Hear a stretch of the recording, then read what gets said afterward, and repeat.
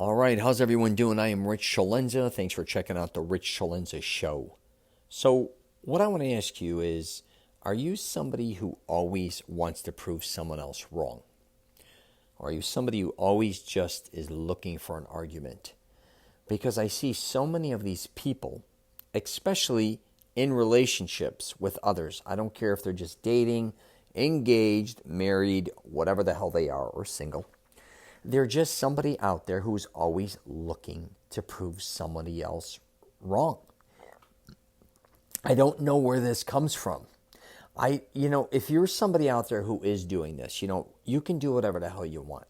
You might even consider going and becoming a lawyer. It's kind of a joke, but seriously. If you're somebody though who is not being able to find someone or fall in love or not get in or have a long-lasting relationship, or somebody always kind of dipping on you, or somebody who's always kind of in a situation where whoever you're with is fighting with you, and you don't realize it, that maybe you're the cause of why a lot of these fights start, or why a lot of these arguments begin. Because I do think a lot of people only look at other people's behavior. I talk about that a lot. Never really look at their own, especially when having conversations.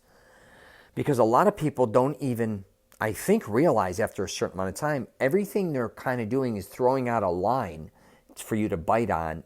And it's kind of to lead you into a dig or make you say something, or make somebody say something so you can retaliate. And instead of making conversation better, more interesting, and staying away from all that, or just learning to keep your mouth shut, you just can't do it. You're just always in the mindset of arguing or proving somebody else wrong. I don't also get why proving somebody else wrong all the time, at least in your eyes, makes you feel better. Now, I understand we're going to have arguments and we're going to have disputes, no matter who you end up with in any type of relationship. And that can include that includes everyone. I'm not just saying in a relationship with a man, woman, man, girl, whatever the hell's going on. Even your friendships. I see this with friends too. A lot of times I have some friends that you can tell all they kind of want to do is argue. Or even it could be on a text. They're always kind of, throwing something out there and seeing if someone's going to bite. Now, there's a difference between digging on each other, making fun of each other, I should say, in a fun way. We all get that. But then you may have those friends, could be family members, right, too, colleagues, whoever, just want to fight and kind of always just prove everybody wrong. If you are around those type of people, do not fall for this shit.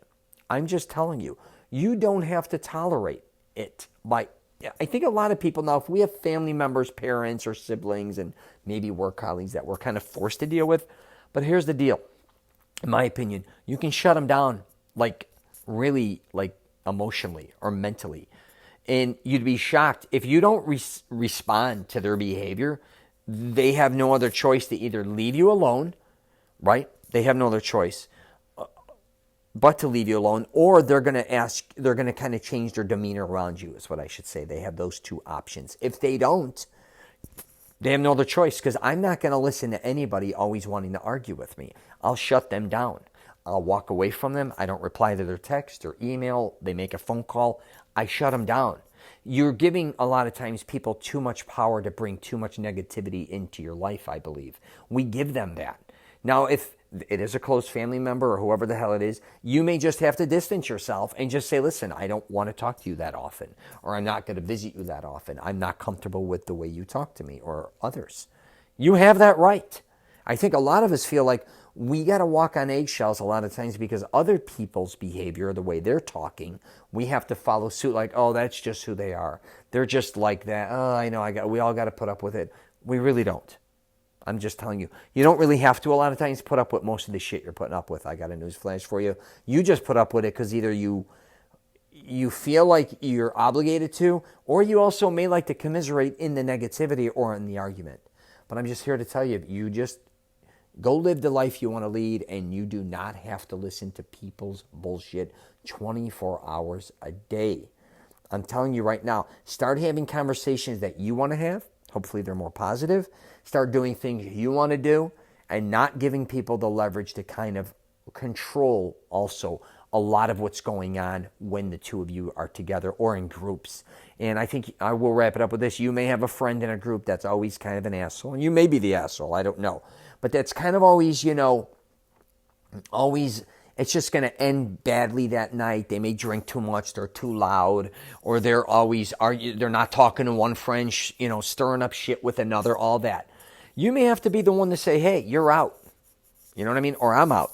I don't have to deal with them. I'm going to hang with my friends separately, either individually, not in this group, or I'm going to hang out when this group is together, but excluding you, right? You can do these things, and it's not because you're an asshole. Sometimes people got to understand, we don't have to tolerate their shit. It's just life, and they don't have to tolerate yours.